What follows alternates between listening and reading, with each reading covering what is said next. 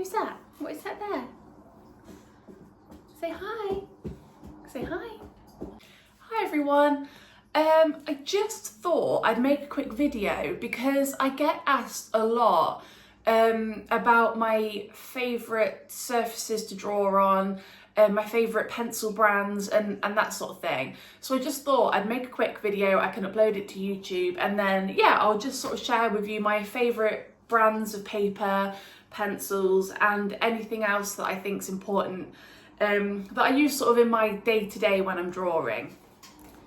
So to create my colour pencil drawings, I pretty much always use a hot press watercolour paper. My favourite brand is this one, Fabriano Artistico hot pressed watercolour paper. It's just my favourite brand that I've tried. But I just find that it's got quite a nice tooth to it. I don't know if it's not going to show on camera, but I just find that it takes a lot of layers. And when I draw, I like to really build up my drawings with lots of light layers of pencil and a lot of light layers of pencil. So yeah, I just find that this watercolour paper is the best for how I like to draw. I like to use Arches occasionally. I do also really like this paper, but I find that it can't take, well, I find that it can't take quite so many layers as the Fabriano. So I do use this, but I use it more just because I have sort of leftovers in my drawer. If I was to rebuy watercolour paper, which actually I'm very nearly out of the Fabriano, it's always Fabriano that I buy. So I use tracing paper to create my stencils for my drawings. This one is just sort of the one that I'm using at the minute. I got it from a local art shop. But I do actually, I do like to buy quite a good quality tracing paper. I like the sheets that are sort of a bit thicker. I just find that they stay nice and smooth, the thicker sheets of tracing paper, and they're just a little bit easier to use. So yeah, this one is Sea White of Brighton, which I actually haven't heard of before. But yeah, I brought it from a local art shop. It's really good. I'd definitely buy it again, and I would recommend it as well. Okay, so something else that is something that I use every single day when drawing is my electric eraser. So this one, I just got this off Amazon. The brand is Tenwin, I think. It's sort of rubbed off, I can't really see it now. Yeah, I think it's Tenwin. I think I got this one a couple of years ago, and I think it was about £15. But it's really good and it's rechargeable as well, so I don't have to keep buying batteries for it. I can just sort of plug it in to charge it, and the charge lasts ages on this, I find. So yeah, I use this almost every day for highlights, and also it came with loads of refills, and as I say, I brought it probably about 2 years ago, I think, that one, and I keep them in this little tin, but I've still got so many of the refills to use, and you get different sizes as well. So these are the small ones that I do use the most, but also it came with these bigger ones, which I mean, I don't really use them that often because I tend to use the electric eraser for the really fine details, the really fine highlights. So I tend not to use the bigger ones so much, but I do use them occasionally, so it's good to have them. So yeah, I would really, really recommend this one. It's really good, and as I say, when drawing I use it every single day. Okay, so now on to the pencils that I use. I use quite a few brands, and I will use them together and I will layer them over one another. So firstly, I've got the Faber-Castell Polychromos pencils. These are a really good staple that I would say I probably use the most, more than any other brand. So they're just really nice. I find that they're quite a hard pencil, so I like to use these for the really fine details. Yeah, I can get a nice sort of sharp point with these pencils as well. In contrast to that is the Caran d'Ache Luminance, which is probably, it's not my most used pencil, but it's probably my favourite pencil brand. I really love using the Luminance. They feel almost a little bit softer than the Polychromos, so they're really good for blending. And I tend not to use them so much for finer detail. Yeah, I like to use these for blending. I tend to always start with a layer of Polychromos first. I just find that I can get a nice sort of smooth, even coverage very lightly with the Polychromos. And then, yeah, I use the Caran d'Ache in the later stages for more for blending, as I say. Similar with the Pablos, these are Caran d'Ache Pablos. I don't use these that often, but it may just be because I don't actually have that many of them. I will say about the Pablos, there's some really, really lovely colours.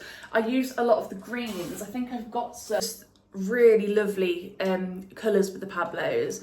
They're almost, I would say, they feel sort of to me in between the Polychromos and the Luminance. So these are quite good for fine details as well.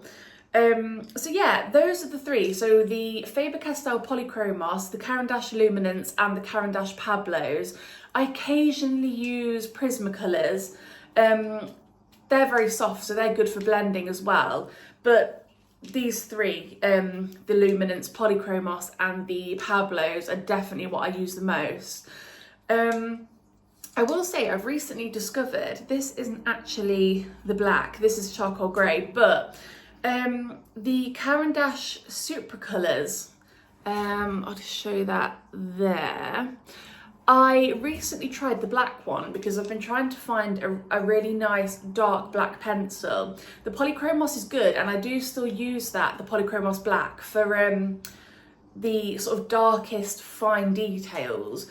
But the Supracolor Caran d'Ache black is it's just a really lovely dark black.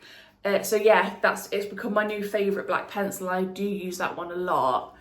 So rubbers, I don't have any recommendations really. I just buy the cheap rubbers. I did go for a stage of using the putty erasers. I do have some here, but it's really dirty because it's been with all of my pencil sharpenings. It's covered in sharpenings. But a clean putty eraser is quite good for the when you finish, say, like a pet portrait, a commission or something, and you want a nice clean background, I'll often just use a clean putty eraser just to sort of erase any pencil markings that have gone onto the background.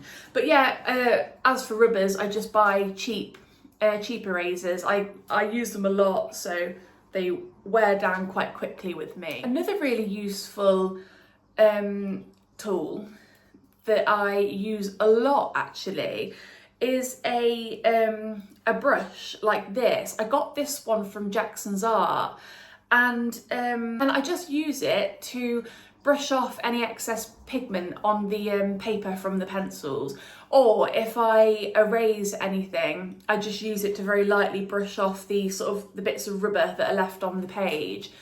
I find that if you use your hand just to sort of wipe bits of pigment away, you can almost get a bit of a smudge on the paper. So I just find that using one of these brushes really nice and lightly on the paper, you get less of that smudging. So yeah, it's something that, I mean, I've had this one for probably a couple of years now, and I use it constantly when I'm drawing. So I'd recommend getting one of those. Okay, sharpeners. I do use I've got this one, the Swordfish Icon. It's one of the little sort of hand turning ones. It's really good actually. I do find you get a nice point on the pencil. I'll just show you actually. So I've got this one. This is just a Polychromos, quite blunt. You can see you do get a nice sharp point with that one. So that's the Swordfish Icon. And I do also have this one, the Jellycomb electric sharpener. I don't use this one so much. But I'll just show you this one. Let me find another blunt pencil. So this one here, so this is another Polychromos. And then, yeah, so again, you get a nice sharp point with that one as well. I do also just buy a lot of these sort of like cheap sharpeners, and I use those a lot as well, especially when the pencil gets so small, like this one, and they don't really fit into the bigger sharpeners, so I'll just use a little one for that. And also, that's another thing that I use a lot as well, pencil extenders. So the pencil brands are different sizes, so you do have to get different size pencil extenders. But this one, I'll just show you. So I like to use, I mean, the pencils are quite expensive, so I like to use as much of them as I can. So for example, this one, it's still got a lot of use in it, but I wouldn't be able to hold it to obviously draw with it. So you just use your pencil extender and it just goes in there, and then you can sort of just hold it like a normal pencil. It's just, yeah, it just sort of means that I can use the pencils right down to the sort of nub. I actually keep all of my little pencil nubs, and you can see it's to literally when I can't sharpen them anymore. So yeah, I've got so many of these that I've just sort of like collected over the years. I don't know why I keep them. I'm not ever going to do anything with them. I just sort of keep them in this little glass jar. But yeah, that's why the pencil extenders are good. It really means you can get the most out of your pencils. Okay, and then finally, I've got two more things to show you. Okay, so I've got the Tombow Mono Eraser. I don't actually use this that often. They are really good just for sort of adding highlights in there and erasing pigment. But I do prefer to use the slice tool, which is a ceramic blade. Mine is actually, it's snapped on the end, but it still works. I could do with buying a replacement blade, really. But yeah, with the slice tool, so I use this to, after I've built up lots of layers of pencil on the paper, to add detail, I will use the slice tool, almost holding it sort of like a pencil, gently scratch away the top layers of pencil pigment, and you get some really nice sort of sharp highlights. So here's just an example of a blue tip drawing that I've done, and I've used the slice tool. It's got a bit of a shine on it, so it's sort of hard to see. But you see these fine details here, the little sort of feather textures. I use the slice tool just to sort of erase some of the pigment on here, and then you get those sort of nice sharp details. The electric eraser was used for these highlights here. So if you want a bit of a softer highlight, the electric eraser or the Tombow Mono Eraser is really good for that. The thing that I use quite a lot, well, it's actually dependent on what I'm drawing, but I use these clay tools. I've got a whole other video on this on my channel where I use these to create whiskers, but these are really good, especially when drawing cats. I use them a lot for cats. So yeah, you just sort of use them to indent your paper. It works really well with, they work really well with hot press watercolour paper as well. And yeah, you just sort of use them to indent your paper, and I like to use them especially for whiskers to get the nice clean whisker marks in there. And then when you colour, when you add colour pencil over the top, the pencil doesn't go into the indented lines. So an example of using the indenting tools is with this little cat that I drew. This is actually a full tutorial. If you want to go and if you look on my channel, I think it's a 2-part tutorial if you want to draw this little cat. But if you look, let me try and not get the glare on it. So these whiskers here, we used, I used the clay tool to sort of mark them in, coloured over the top, and then it sort of leaves the shape that you indented there visible. I hope that you enjoyed this video and that you found it useful. If you'd like to see more videos from me, please subscribe to my channel. And also, if you have any requests for videos and any requests for colour pencil tutorials and that sort of thing, please leave them in the comments below.